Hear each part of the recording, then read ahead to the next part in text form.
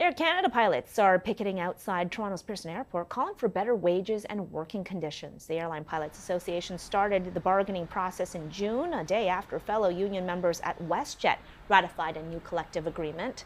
The union represents more than 5,000 Air Canada pilots. Both the airline and unions say that the so-called informational picket at Terminal 1 today will not affect Air Canada's flight schedule. Joining us now for more is John Gradek, faculty lecturer and academic programs coordinator, supply chain, logistics, operations, and integrated aviation management at McGill University. You are a busy man, so we are thankful for your time today, John.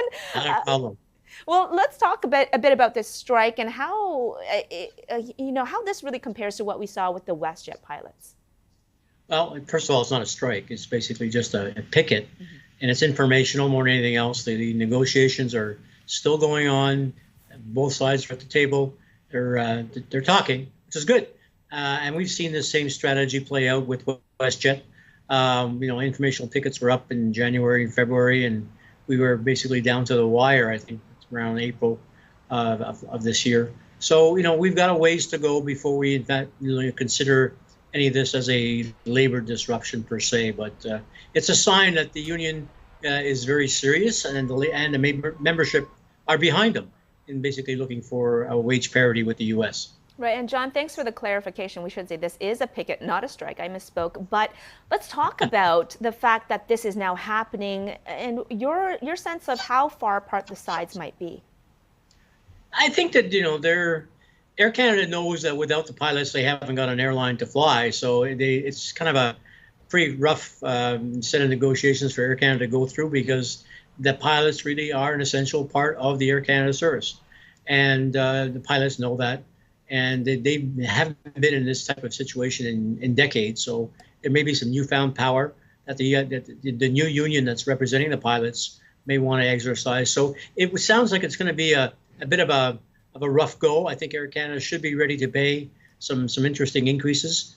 Maybe not as near as what the union is looking for, but it'll be significantly higher than what WestJet settled for as well. And speaking of WestJet, it says that it is aiming now to integrate Sunwing Airlines into its company and operations by October 2024. Is this earlier? It is earlier than WestJet had previously signaled, but is this surprising to you?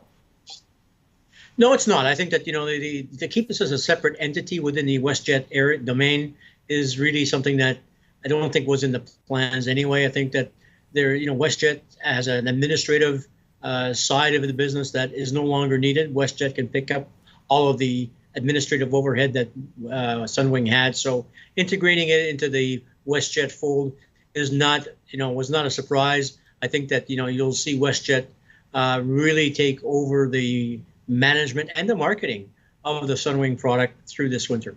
Okay, John Gradek with McGill University, thank you so much for joining us today. My pleasure. Have a good afternoon. You too.